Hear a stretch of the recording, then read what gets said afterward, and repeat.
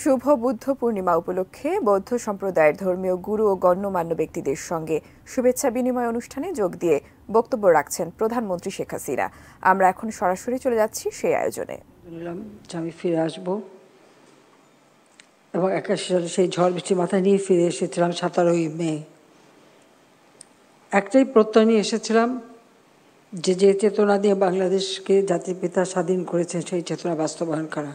কারণ 15ই আগস্টে জাতির পিতাকে হত্যার পর প্রথম যখন ঘোষণা দেয় তখন এই বাংলাদেশকে একটা ধর্মীয় রাষ্ট্র হিসেবে ঘোষণা দেওয়ার চেষ্টা করেছিল, ঘোষণাও দিয়েছিল এই খুনিরা, কিন্তু সেটা টেকে নাই, বাংলাদেশের মানুষ সেটা নেয়নি। কারণ বাংলাদেশকে জাতির পিতা বঙ্গবন্ধু শেখ মুজিব অসাম্প্রদায়িক চেতনার বাংলাদেশ হিসেবেই গড়তে চেয়েছিলেন। সেই মহামহিম বৌদ্ধ যেমন সকল মানুষের কল্যাণ কামনা করেছে, ঠিক সেইভাবে জাতিপিতা বঙ্গবন্ধু এদেশের মানুষের কল্যাণ কামনা করেছে। সেখানে ধর্ম বর্ণ নির্বিশেষে সকলের জন্যই সেটা প্রযোজ্য, সেটাই তিনি চেয়েছিলেন। আর আমাদের মহান মুক্তিযুদ্ধ, এই মুক্তিযুদ্ধে তো বাংলাদেশের সকল ধর্মের মানুষ একসাথে কাঁধে কাঁধ মিলে যুদ্ধ করেছে। আমাদের গেরিলা যুদ্ধ হয়েছে। এই গেরিলা যুদ্ধে যারা শুধু রণক্ষেত্রে গেছে তা নয়, যখন গেরিলারা ভিতরে এসেছে তাদের আশ্রয় দেওয়া, তাদের খাদ্য দেওয়া, তাদের চিকিৎসা করা, তাদের অস্ত্র রাখার ব্যবস্থা, এমনকি তথ্য দিয়ে যাতে যুদ্ধের রণক্ষেত্রে তারা কৌশল নিতে পারে সেই সহযোগিতাটা ভিতরে যাওয়া ছিল তারা করেছেন। কাজেই আজকে আমরা বলবো যে একদিকে যেমন রণক্ষেত্রে সব ধর্মের সকলের রক্ত একাকার হয়ে মিশে গেছে, আবার ভিতরে অভ্যন্তরে প্রত্যেকেই যেভাবে মানুষকে সহযোগিতা করছে, ওই সহযোগিতা না পেলে এই যুদ্ধ চালিয়ে যাওয়া কঠিন ছিল। আমরা যুদ্ধে বিজয় অর্জন করেছি, বিজয়ী জাতি হিসেবে বিশ্ব দরবারে আমরা সম্মান পেয়েছি, কিন্তু সেই সম্মানটা হারিয়েছিলাম 75-এ 15ই আগস্টের পর। আর বাংলাদেশের যে অগ্রযাত্রা সেটাও ব্যাহত হয়েছিল। যাও আমরা দেখেছি যে কিভাবে মানে একটা ধর্মীয় উন্মাদনা সৃষ্টি করে বাংলাদেশকে বিপথে নেওয়ার চেষ্টা করা হয়েছিল। আমি নিজেই স্লোগান দিয়েছি যে ধর্ম যার যার উৎসব সকলের, বাংলাদেশ সেটা মানে। এবং আপনারা জানেন যে আমাদের বৈশাখী পূর্ণিমা, আমরা পয়লা বৈশাখী নববর্ষ, এটা আমরা উদযাপন করি। আমরা যখন 93 সালে পয়লা বৈশাখ শুধু না, আমরা নতুন শতাব্দীতে পদার্পণ করব, আমরা এটা প্রোগ্রাম নিলাম, জাতীয় কমিটিও করলাম কবি সুফি কামালের নেতৃত্বে। খালেদা জিয়া তখন ক্ষমতায়, আমাদের করতে দেবে না, কারণ বাংলা নববর্ষ উদযাপন করা নাকি হিন্দু আনি, এরকম মানে অদ্ভুত অদ্ভুত কথা আমাদের শুনতে হতো। সে প্রচণ্ড বাধা দিল। বাংলাদেশের মানুষ কিন্তু বাধা দিলে বাধা মানে না, যদি সেটা ন্যায়সঙ্গত হয় সেটাই করে। একরকম জোর করেই কিন্তু আমরা শরৎ উদ্যানে ঢুকলাম এবং তখন হাজার হাজার মানুষ, এবং আমরা দিবসটা উদযাপন করলাম। এখন আমরা কিন্তু এই পহেলা বৈশাখ এই উৎসবটা আমরা করি, এবং উৎসব করার জন্য আমরা রাষ্ট্রীয়ভাবে কিন্তু এটা এখন পালন করি। কারণ এই একটা উৎসব, এখানে কিন্তু ধর্ম বর্ণ নির্বিশেষে সকলে মিলেই আমরা করি। এটাই হচ্ছে সবথেকে বড় জিনিস, যে আমরা প্রত্যেকে এই উৎসবটা করি। আর যার যার ধর্মীয় অনুষ্ঠানে বাংলাদেশের সবথেকে সুন্দর জিনিস হলো প্রত্যেকটা মানুষ কিন্তু সব ধর্মের উৎসবে কিন্তু যোগ দেয়। এটা আমি জানি না হলো কোথাও আছে কিনা, কিন্তু সব জায়গায় কিন্তু যোগ দেয়। এই জন্যই আমি এটা বলছি যে যার যার ধর্ম শেষে পালন করবে। এবং জাতির পিতা বঙ্গবন্ধু শেখ মুজিব আমাদের যে সংবিধান দিয়েছিলেন, সেই সংবিধানেও কিন্তু সে কথাই তিনি লিখে দিয়েছিলেন যে প্রত্যেকের ধর্ম সকলে পালন করতে পারবে, সেটা নিশ্চিত করেছিলেন। তিনি ধর্ম নিরপেক্ষতা দিয়েছিলেন। ধর্ম নিরপেক্ষতার ব্যাখ্যাও এটা বিকৃত করে দেওয়ার চেষ্টা করা হয়েছিল। প্রকৃতপক্ষে যার যার ধর্ম শেষে পালন করবে, এটাই হলো ধর্ম নিরপেক্ষতা। ধর্ম নিরপেক্ষতা মানে ধর্মহীনতা নয়, কিন্তু এই ধর্মহীনতা বলেও কোনো কোনো গোষ্ঠী এটাকে অপব্যাখ্যা দেওয়ার চেষ্টা করেছে। কিন্তু আজকে কিন্তু সেটা স্পষ্ট, আমরা সেটা স্পষ্ট করেছি। সংবিধানের অনুচ্ছেদ 2 কয় বলা আছে, সকল ধর্ম পালনে রাষ্ট্র সমমর্যাদা ও সম অধিকার নিশ্চিত করার অঙ্গীকার করছে। এবং অনুচ্ছেদ 28-এর 1-এ উল্লেখ আছে, কেবল ধর্ম, গোষ্ঠী, বর্ণ, নারী পুরুষ ভেদ বা জন্মস্থানের কারণে কোনো নাগরিকের প্রতি রাষ্ট্র বৈষম্য প্রদর্শন করিবে না। কারো প্রতি বৈষম্য প্রদর্শন করবে না, সকলের সমান অধিকার নিয়ে চলবে, সেটাই নিশ্চিত করা। এবং জাতিপিতা বঙ্গবন্ধু শেখ মুজিব 1973 সালের 17 ফেব্রুয়ারি বলেছিলেন, কোট করছি, এদেশের হিন্দু, মুসলমান, বৌদ্ধ, খ্রিস্টান আপনারা সুখে বাস করবেন, পাশাপাশি বাস করবেন, ভাই ভাই হিসেবে বাস করবেন, কোনো মতে কোনো সাম্প্রদায়িকতা বাংলার মাটিতে আর না আসে, আনকোট। দুর্ভাগ্য যে 15 আগস্টের পরে সেই সাম্প্রদায়িকতা আমরা দেখেছি। কিন্তু যা হোক, আমরা সরকারে আসার পর থেকে, আওয়ামী লীগ সরকারে আসার পর থেকে কিন্তু আমরা সারা দেশের মানুষের মাঝে এই চেতনাটা আনতে সক্ষম হয়েছি যে যার যার জন্য সে স্বাধীনভাবে পালন করতে পারবে। এবং আমরা যখন আমাদের মুসলমানদের একটা হেবা আইন আছে, আপনারা জানেন, সেখানে যদি মানে আপন জনকে সম্পত্তি দিতে গেলে সেখানে কিন্তু একটা টাকা ধরা হয় যে এই টাকাটা জমা দিয়েই আমরা দিতে পারি।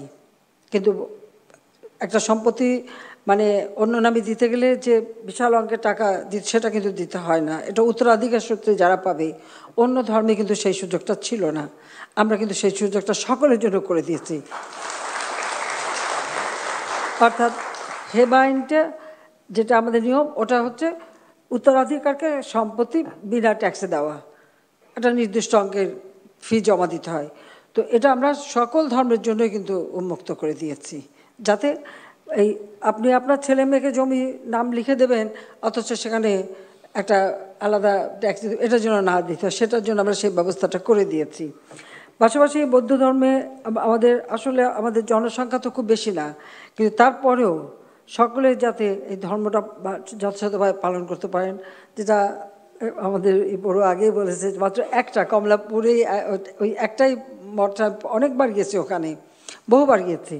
তো ওটারও উন্নতি করা যা যা করে দিয়েছি, কিন্তু সাথে সাথে যে বাড্ডায় জায়গা দিলাম, অন্যান্য জায়গায় জায়গা দিয়ে এখন আরও 5টা বৌদ্ধ মঠ করা হয়েছে।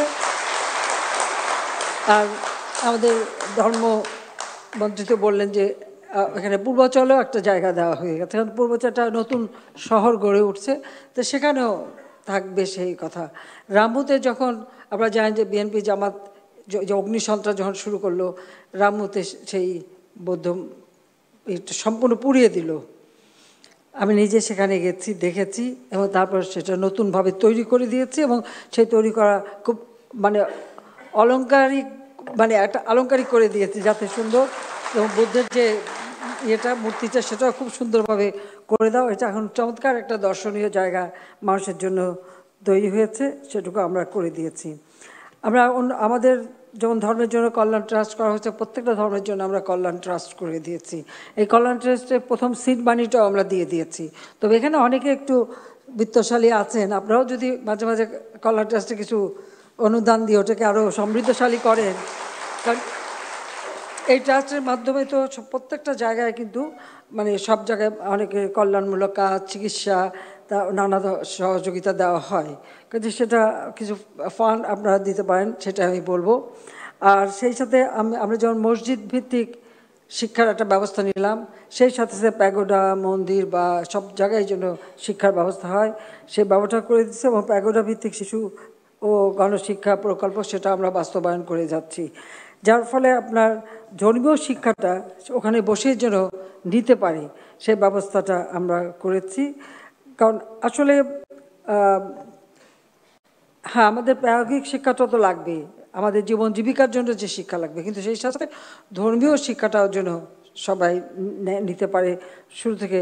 আর ধর্মীয় স্থানে বসে তারা তাদের পালন মানে পড়তেও পারবে, আবার পালন করাও শিখবে, সেই দিকে লক্ষ্য রেখে আমরা এই পদক্ষেপটা নিয়েছি। কারণ ত্রিপিটক শিক্ষা করা, এবং আপনারা জানেন আমাদের অনুষ্ঠানগুলিতে আমরা সব ধর্মের, শুধু মানে একটা সব ধর্মেরই যাতে চর্চা, সেই ব্যবস্থাটা আমরা করে থাকি। আর ইতিমধ্যে নেপালে আমরা আপনারা ইতিমধ্যে শুনেছেন যে সেখানে ওদের যে লুম্বিনী ট্রাস্ট, সেই ট্রাস্টের সাথে বাংলাদেশ সরকার আমরা একটা চুক্তিও করেছি, এবং সেখানে আমরা একটা ভালো বৌদ্ধ মন্দির করে দেব, এটা বাংলাদেশের পক্ষ থেকে।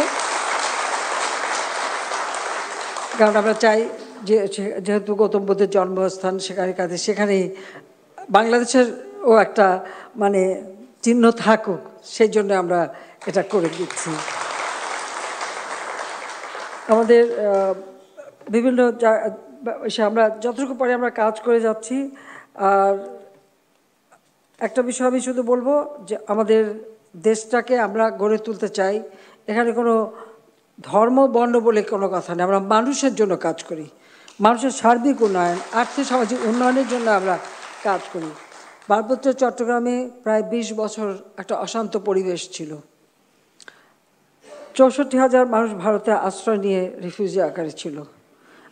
আমি যখন 81 সালে ফিরে আসি তখন থেকে প্রকৃতপক্ষে আমাদের আওয়ামী লীগের পক্ষ থেকে আমরা উদ্যোগ নিয়েছিলাম যে কেন এই সমস্যাটা, কিভাবে এটা হলো।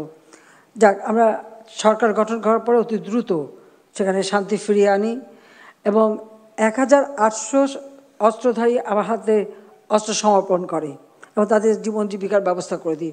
64,000 শরণার্থী ফিরিয়ে আনে, তাদেরকে আমরা পুনর্বাসন করে দিই।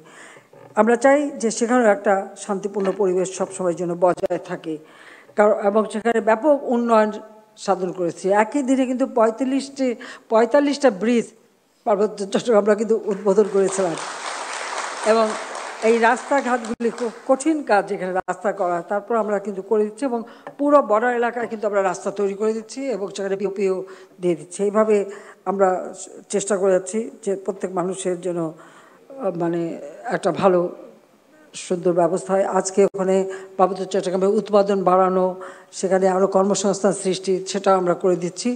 পাশাপাশি আমাদের সমতল ভূমিতে যে বৌদ্ধ সম্প্রদায় আছেন তাদেরও কল্যাণে আমরা কাজ করি। প্রাইম মিনিস্টার অফিসে একটা আলাদা ফান্ডই আছে, মানে অন্য অন্য ধর্মীয় যারা তাদের প্রত্যেকে, বিশেষ করে শুধু ধর্ম পালন না, তাদের মানে কালচারটা সব কিছুর জন্য তা করতে পারে, সেই জন্য আমরা বিশেষ সহযোগিতা করে থাকি, সেভাবে আমরা সাহায্য করে যাচ্ছি। আমরা চাই যে আমাদের দেশ এগিয়ে যাক, কারণ বাংলাদেশটা সবসময়, আমাদের এই দেশে কিন্তু সবসময় বিভিন্ন ধর্মের মানুষ নিয়েই আমাদের চলা। সেই ক্ষেত্রে আমি মনে করি যে সারা বিশ্বে আমরা একটা দৃষ্টান্ত স্থাপন করতে পেরেছি এই ধর্ম অসাম্প্রদায়িক চেতনায় বাংলাদেশটাকে গড়ে তোলা। এখানে অনেকেই আবার চেষ্টা করে বাংলাদেশে ভিন্ন পথে নিতে, কিন্তু সেটা নিতে পারবে না। আমাদের মন মানসিকতা, বাংলাদেশের মানুষ খুব উদার এবং সকলে একসাথে চলতে আমরা পছন্দ করি, তো সেভাবেই আমরা চলবো। আমি আপনাদের বলবো যে প্রত্যেক ধর্মেরই তো মানে মূল কথা যেটা গৌতম বুদ্ধ বলে গেছেন, মানব কল্যাণ, জগতে সকল প্রাণী সুখী হোক, এটাই আমাদেরও সেই কথা যে সকলেই সুখে থাকবেন, সুন্দর জীবনযাপন করবেন। আজকে আমরা এই বৈশাখী আমাদের বৌদ্ধ পূর্ণিমা উপলক্ষে আমাদের আসলে আমি সবসময় অনুষ্ঠানটা আগেই করতাম, এবারে আর করতে পারিনি, এবার পরে করলাম।